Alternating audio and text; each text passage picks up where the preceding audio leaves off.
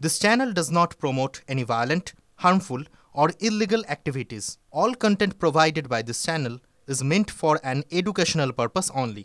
Top quality और consistent performance के लिए सिर्फ सिल्वर पंप्स नाम याद रखना।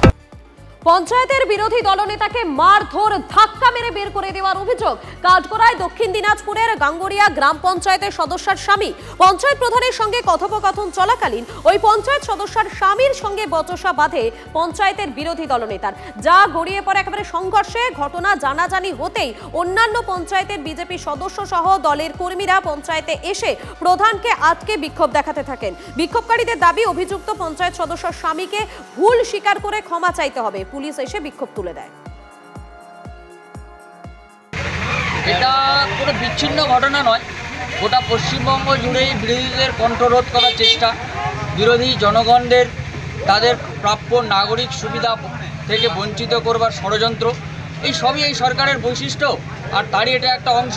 এর জন্য আমাদের যা করবার আমরা সঠিক সময় তার উপযুক্ত ব্যবস্থা নেব।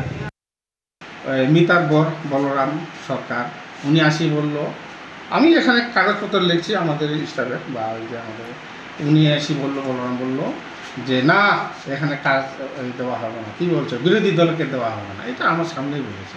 আচ্ছা, তো আমি তখন আমরা থামাথামি করলাম যে না কেন এইভাবে কথা বলছিস, তো এইসব বলাটা উচিত না। তারপরে ওদের দুইজনকে আমরা থামাইলাম। তাহলে কোন ক্ষমতার বলে এরকম কাজ করলো? না ওটা যে কিভাবে বললো সেটা তো আমি তো বলতে পারবো না, কেন এইভাবে কথাটা বললো। আমরাও বললাম যে কেন এইভাবে কথাটা বললো।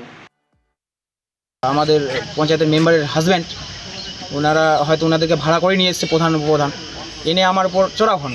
চড়াও বলতে উনি বলেন যে কী হচ্ছে এখানে। তো উপপ্রধান তখন বলেন যে পঞ্চায়েতের যে স্কিমগুলো সেগুলো নিয়ে আলোচনা হচ্ছে। তো বলছে, তখন উনি আমাকে কোশ্চেন করেন যে ওকে ওই হিসাব দেওয়ার কী দরকার আছে, কে হয় ও। আমি বলি যে আমি পঞ্চায়েতের বিরোধী দলনেতা।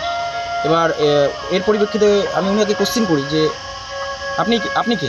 তখন উনি বলে ওঠেন যে আমি তোর বাপ, তুই আমাকে চিনিস, এখান থেকে বেরো। ঘাড় ধাক্কা দিয়ে আমার কলার ধরাধরি করে। বাংলাদেশের চীনা দূতাবাস সেই দেশে বসবাসকারী চীনা ছেলেদের সতর্ক করেছে। বাংলাদেশে চীনা বর ধরার ফাঁদ পাতা হয়েছে। অনলাইন ডেটিং অ্যাপ বা ছোট ছোট ভিডিও ক্লিপে ছেলেদের প্রলুব্ধ করা হচ্ছে, যাতে বিয়ের জালে ফাঁসিয়ে চীনা নাগরিকত্ব ম্যানেজ করা যায়। বাংলাদেশি বউ কেনার আগে চীনা ছেলেরা যেন দুবার ভাবে। হ্যাঁ, চীনের সংবাদ মাধ্যম ইংরেজিতে বাইং বা কেনার কথাই বলা হয়েছে। এর আগে সৌদি আরবে সেখানেও নিজেদের নাগরিকদের ওপর নিষেধাজ্ঞা জারি করা হয়েছিল। বাংলাদেশি, পাকিস্তানি, রোহিঙ্গা এবং সুদানিজ মেয়েকে বিয়ে করা যাবে না। খুব বড় মুখ করে চীনে গিয়েছিলেন মোহাম্মদ ইউনুস। ভারতের উত্তর পূর্বাঞ্চলে চীনকে এগিয়ে আসার আহ্বান জানিয়েছিলেন। রংপুরের লালমনিরহাট চীনকে দিয়ে দিয়েছেন বিমান ঘাঁটি তৈরি করার জন্য।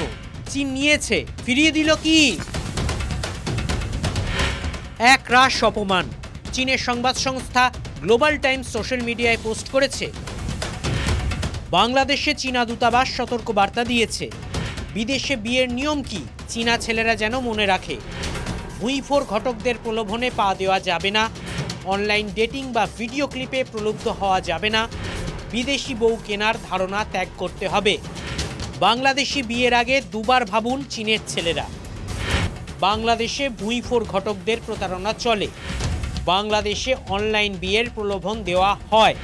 বাংলাদেশে ভিডিও ক্লিপ দেখিয়ে প্রলুব্ধ করা হয়। তবে চীন প্রথম দেশ নয়।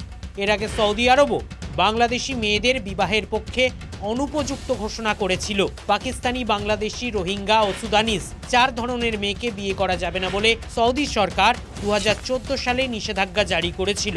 এবার বাংলাদেশ ভেবে দেখুক তারা নিজেদের কোন দিকে নিয়ে যাচ্ছে। মনের হদিশ কে বা জানে বলুন তো? নাজিমুল হকও নিজের মনের খবর রাখেন কই? নিজেই জানেন না তিনি কে। বয়স এখন 39, উস্কো খুস্কো চুল, পোশাকেও ছিঁড়ি ছাঁদ নেই। বছর 14-15 আগে এই নাজিমুল একদিন বেরিয়ে পড়লেন আপন মনে। মন তখন পাগলপাড়া। ঘরের ঠিকানা ভুলে মন ঠাঁই নিল নতুন দেশে। আর তখন সেই মন পরকে আপন করে, আপনকে পর করে দিল। আপন বেগে মন ছুটে বেড়ালো ভিন দেশে, আর নিজের ঘরে রেখে গেল এক রাশ উদ্বেগ। মায়ের চোখে ভরা জল, মায়ের কান্না, বাঁধ ভাঙলো, আবার বাঁধ ভাঙলো ভাইরাল ভিডিওতে হারানো ছেলের ছবিটা দেখে। ততদিনে পেরিয়ে গেছে প্রায় 14টা বছর।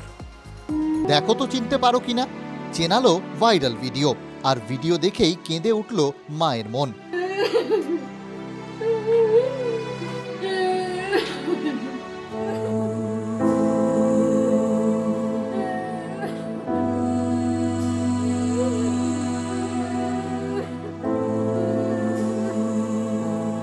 নাজিমুল হক, বাড়ি মালদার চাঁচলের 1 নম্বর গালিমপুরে। মানসিক রোগী নাজিমুল হঠাৎ একদিন নিরুদ্দেশ। কি করে, কিভাবে হারালো ছেলে? ছেলে সকালে উঠে মুড়ি টুড়ি কিছু খাইনি, সকালে উঠে পূর্বমুখে চলে গেছি। বয়স কত এখন ছেলের? 39।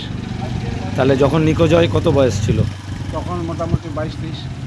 জল জারি কিছু অসুস্থ নাই, মাথায় এক না ডিফেক্ট ছিল আর কি। মাথায় সমস্যা আছে? হ্যাঁ, মাথায় সমস্যা ছিল। আচ্ছা, তো ছেলেকে খুঁজেননি? ছেলেকে খুঁজেছি, অনেক খুঁজেছি, গ্রাম গ্রাম খুঁজেছি, শহরে শহরে খুঁজেছি।